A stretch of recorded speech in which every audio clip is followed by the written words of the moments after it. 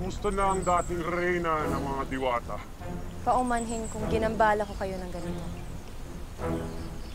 Nais kong gamitin ang lagusan niyo papunta sa mundo ng mga tao. Pahintulutan niyo ako.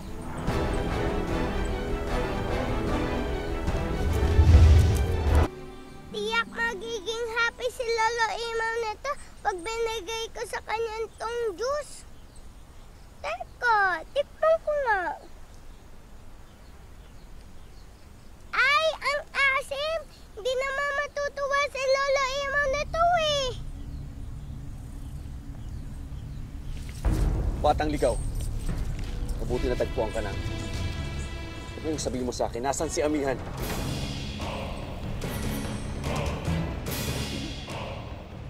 Nais mong gamitin ang aming lagusan. Kahit isa kang sangre, kailangan pa rin sumunod sa aming mga tuntunin. Hindi ko gagawin. Hindi ko magagawang dumukot ng isang taong ligaw para maging alipin niyo. Ngunit kung hindi niyo ako susundin o papayagan, paparusahan ko kayo para sa lahat ng ginawa niyo sa mga taong ligaw dinukot niyo. Huwag mo kaming takutin, Diwata. Study. Ah!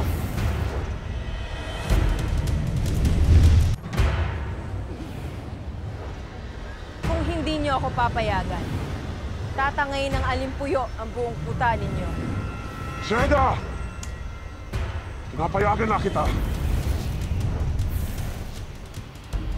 Kung ganun isasama kita, ituro mo sa akin ang daan.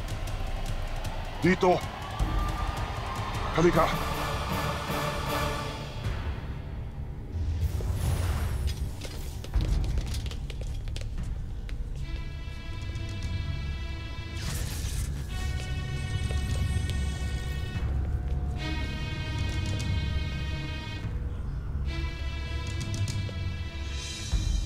Kumusta ilong mo, Gurna? Hindi pa ba sapat ang panggagambala niyo sa amin, Danaya? Nagbalik lamang ako pagkat napag-utusan ako ni Amihan.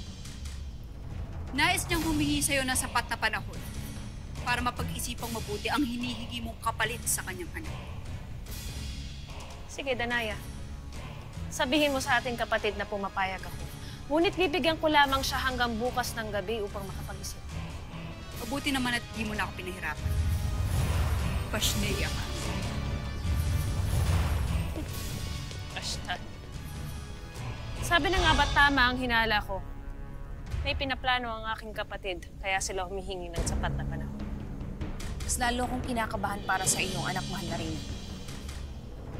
Hindi ko hahayaan na gamitin nila si Lira laban sa akin. Kailangan kong protektahan ang aking anak.